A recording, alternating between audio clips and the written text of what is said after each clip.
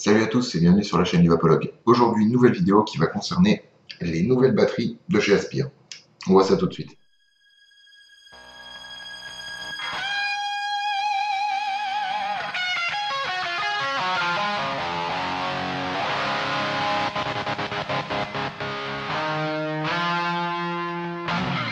Alors plutôt qu'un long discours, on va passer je pense directement au gros plan parce qu'on va s'intéresser à ça et ce sera plus pratique d'être uniquement en gros plan.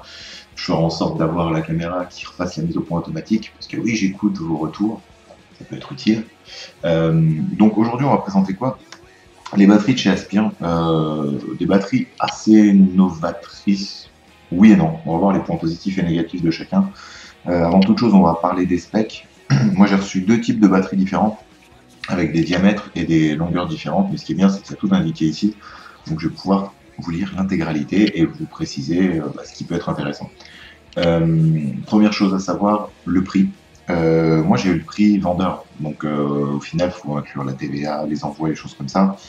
Je pense que ce sera des batteries qui vont sortir entre 25 et 40 euros, selon les capacités, selon si c'est voltage variable ou pas, la capacité maximale du produit, donc ça peut varier. Quoi qu'il arrive, ça reste des batteries type Ego, j'ai envie de dire un peu haut de gamme. Est-ce que le prix le vaut ou pas, on verra ça en détail. Moi personnellement, je suis content sans être emballé non plus. Je vous dirai ça à la fin dans les conclusions. Là, on a une petite batterie de démo pour vous montrer comment ça finit avec un BDC justement. Tant qu'à faire, autant rester dans la même marque. Pour les informations, en gros, moi j'ai reçu deux batteries différentes, deux types de batteries, à savoir les G-Power. Donc pas de variation d'intensité ou autre chose, vraiment simple, ça envoie 4.2 jusqu'au bout. Enfin jusqu'au bout, 4.2 puis 3.5, il y a une petite variation. Et on a aussi les Vivi, donc en gros à voltage variable. VV+, tout simplement pour varier encore plus le voltage avec plus d'incrémentation. Ici le pass-through, donc en gros c'est d'avoir une connexion qui sera située ici sur votre batterie pour pouvoir vous brancher en USB et recharger directement. Ici on peut voir les 4 finitions disponibles. Moi je les ai toutes reçues en noir, effet carbone comme on peut le voir ici, c'est assez joli. Il y a aussi en bleu, en gris et enfin en rouge. Qu'est-ce qu'on a d'autre sur ce carton? On a toutes les indications. Est-ce qu'il va faire la mise au point? Ouais, ça va, on va dire que c'est bon. On a les informations, donc les variations de diamètre. Donc par exemple, ici ce sera en 17,4, c'est ça une petite nouveauté. Le diamètre est un peu plus imposant, ce qui permet d'avoir forcément une capacité bien plus grande, sans être non plus trop riche, enfin trop lourd et trop voyant. Et on a du 14,8 qui est en fait le diamètre le plus standard, on va dire, avec aligné en fait. Pour le 14,8, vous aurez soit du 650, soit du 900, soit du 1100 mAh. Et enfin, pour le 17,4, soit du 1000, 1300 et jusqu'à 1600 mAh, ce qui est vraiment pas dégueulasse. Ça vous fait quand même une batterie plus conséquente. En gros, pour vous faire une idée, la longueur de la batterie, et encore, je parle que de la batterie, je parle même pas de la partie bouton et la petite connexion. Ça va de 64 mm, donc 6,5 cm, jusqu'à 9 cm. Donc ça commence à faire un beau bébé. Celle-là, c'est la plus longue, ça fait 9 cm. C'est pas, voilà, si je la cache comme ça, c'est pas négligeable. Donc il y a une bonne capacité, mais forcément la batterie sera plus ou moins grande. Celle-ci, elle est complètement neuve. Donc on va poser ça un peu là. Et puis je vais l'ouvrir devant vos yeux ébahis. Donc ici, on a une G-Power, donc il n'y aura pas de variation d'intensité inclus. Donc la boîte dans votre sens, très jolie, pas de problème. Ici, on a une 1300 mAh avec un diamètre de 17,4. Donc pour vous donner la différence de diamètre, voilà, c'est pas monstrueux, ça paraît pas gênant en soi, donc c'est pas une mauvaise chose. On va faire le tour du proprio, comme disent les gens. Connexion 510 Ego, on part du haut vers le bas. On a un pôle positif, hop, là tu focus, nickel. Un pôle positif qui est bon carré, ça c'est un choix, mais surtout, enfin là vous ne verrez pas forcément, qui est monté sur ressort. Et ça c'est chouette. Pour une batterie type Ego, c'est vraiment chouette d'avoir quelque chose comme ça. Les points positifs de cette partie, ce ressort, ça vous assure une conductivité optimale avec la plupart des atomiseurs que vous brancherez dessus, donc il n'y a pas de souci. Par contre, si on arrive à le voir un petit peu, il y a un léger débord entre le plot enfoncé et puis l'isolation. Ce qui fait que s'il y a du liquide qui coule, je pense que ça peut un peu flinguer votre batterie. C'est un petit peu dommage. Après, j'ai pas eu de souci avec ça, mais c'est un problème qui est possible. Ensuite, au niveau du switch, on a un switch qui est pareil, carré. Ils sont partis sur le délire un peu carré. On l'entend bien. Il est bien cliqué. Une jolie petite LED. Petit défaut que moi j'ai trouvé, contrairement aux batteries Ego standard où le bouton ressort vraiment, là vous voyez, il est vraiment affleurant, on le distingue à peine. Quand on prend sa batterie sans faire attention, là, on a un peu tendance à chercher où est placé son bouton. C'est pas super gênant, on s'y fait vite, parce que voilà, j'ai toujours été habitué du peu de batterie Ego que j'avais eu, c'était avec le bouton rond qui ressortait à mort, donc on le distinguait directement au toucher. Là, ce sera un petit peu plus touchy, mais c'est pas non plus très gênant. Les fonctions, je vous montrerai après, on va d'abord voir la partie matérielle. On est sur du stainless intégral, et après revêtement effet fibre de carbone. Donc là on voit que c'est brillant, c'est vraiment un revêtement autocollé joli. On voit pas vraiment la... Non, on voit pas l'accroche. C'est propre. Ensuite, on voit, hop, Aspire. Fais-moi le focus, sois pas méchant. C'est pour ça que j'aime pas l'autofocus. Il n'y arrive pas. Bon, Aspire, j'ai Power, hein. Ça vaut pas... vous parle assez, je pense. Pour cette version, vu qu'il n'y a pas le voltage variable, on a uniquement la partie du bas qui a des trous d'air. Ça c'est bien, des trous de dégazage au cas où la batterie se mette à chauffer un petit peu trop ou qu'il y a un pépin avec un court-circuit ou autre chose. Quoi qu'il arrive, ce sera protégé, c'est une très bonne chose. On va regarder la différence avec, où est-ce qu'elle est? Ici, une batterie à voltage variable. Donc là, par exemple, bon, je suis au maximum, je vais descendre. Donc on passe de 3.3 volts et par incrément, on tourne en même temps à 3.8 et on entend chaque clic quoi qu'il arrive pour monter sa tension, 4.3 jusqu'à 4.8 volts. Alors le bouton il est super quali. Quand c'est fixé, on est sur quelque chose, ça ne bouge pas. Le petit clic il est propre, il est joli. Petit défaut, je fais ça, hop, et je suis à combien? C'est un peu dommage, on ne sait pas à combien on est comme ça. Vous pouvez arriver à retrouver un repère à 4.8, donc là je vais être vers 4.5 volts. C'est un petit peu dommage de ne pas savoir où on en est rapidement. On a des petits indicatifs, ils auraient peut-être dû penser à quelque chose d'autre, genre impression sur la bague ou autre, pour avoir vraiment le suivi en direct, mais voilà, si on prend la batterie en étant comme ça, on ne sait pas à combien on est.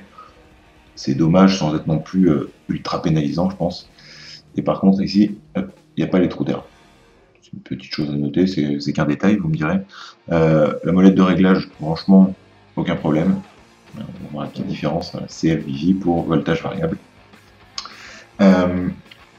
Au niveau de l'allumage, on va parler d'abord de l'allumage, je pense. Normal, batterie standard, donc 5 clics. Voilà, 5 clics, ça clignote. Là, c'est éteint. Je refais 5 clics. Hop, elle s'allume. Il y a un petit lot bleu-violet qui est pas moche. La batterie, en fait, elle va vous indiquer, selon sa couleur, ça va vous indiquer le niveau de charge. Donc ici, en bleu, ça veut dire que je suis entre 4.2 et 3.5 volts. Dès que je serai arrivé en dessous de 3.5 volts, la batterie elle va se mettre à glow en orange. Je fais exprès de garder ça. Et une fois qu'elle se met à clignoter en orange, ça veut dire que là, il faut aller la recharger. Donc, en gros, de 3.5 à vers 3.3, 3.2 volts.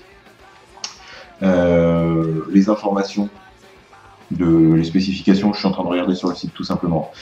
Les spécifications, en gros, entre 2 et 5 heures pour recharger la batterie, donc dépendant de quelle quantité de batterie il va vous falloir. Si vous avez une 1600 mAh, il faut plus attendre les 5 heures, étant donné que c'est celle qui a le plus de capacité.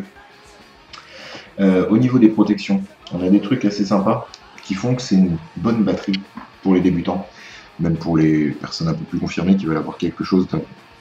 je sais pas, quelque chose d'un poil plus discret que ça, par exemple. Là, c'est bête, mais ça peut se comprendre. Donc les protections, on a une protection contre la surcharge Donc pour pas que votre batterie soit chargée à plus de 4.2, qu'il se passe des trucs bizarres. Contre la surdécharge, on a aussi une protection contre les courts-circuits pour l'atomiseur, les courts-circuits pour le branchement et la recharge tout simplement.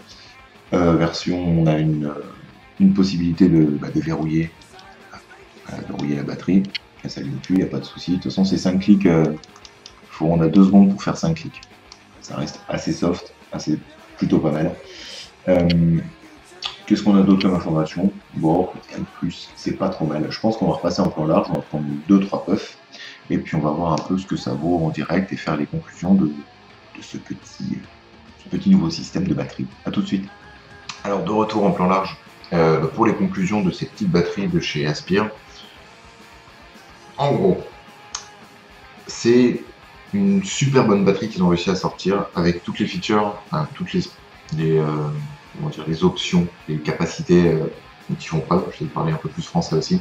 Le plot sur ressort, c'est vachement bien. Le bouton, il est propre, il est cliquy. Les trous de dégazage, c'est impeccable. La finition, elle est jolie.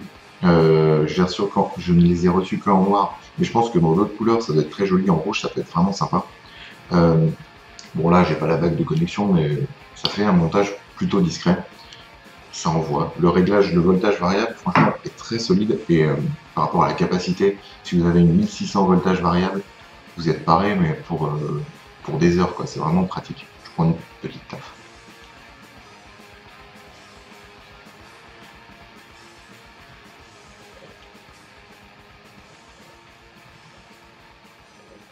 Ça fonctionne très bien. J'ai oublié de préciser, le cutoff, il est de 10 secondes. Donc en gros, vous pouvez appuyer 10 secondes jusqu'à ce que la batterie dise stop, t'as fini de tirer ta bouffée.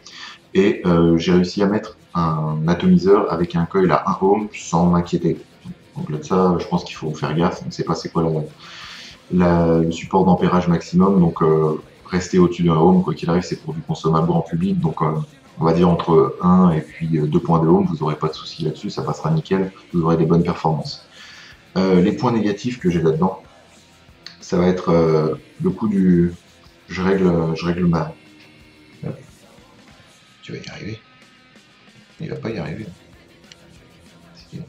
Voilà, je règle ça et je sais pas où je suis. Ça, c'est vraiment pénalisant, je trouve.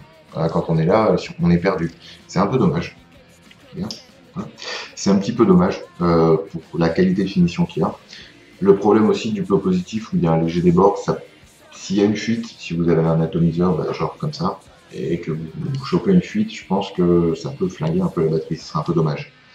Le dernier point négatif, ça va être, je pense, le prix, parce que le secteur il est bien concurrentiel pour l'instant. Le prix de revente, il va pas être donné pour une 1600 à voltage variable. Je pense que ça va piquer un petit peu dans les 40 €.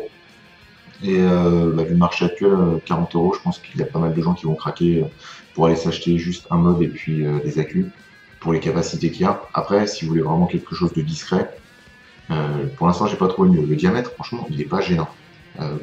Avec 2 batteries, voilà, une fois que vous l'avez là. Et pour vous dire, ce montage, il est plus petit.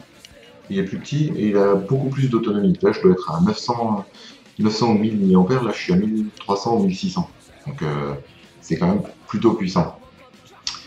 Au-delà de ça, j'ai terminé. Vous retrouverez ces batteries très bientôt, je pense, sur plusieurs shops français. Je me suis pas encore renseigné quel shop français allait les vendre, mais quoi qu'il arrive, vu que ça vient de sortir, il y a moyen de trouver ça plutôt facilement. Je pense entre 25 et 40 €. Peut-être que ce sera moins cher. Si c'est le cas, tant mieux pour vous. Voilà, quoi qu'il arrive, c'était une petite revue matérielle. Prochaine revue, ce sera une revue liquide qui apparaîtra courant de la semaine prochaine. En attendant, je vous souhaite une bonne vape, restez loin de la cigarette, et puis à bientôt. Salut!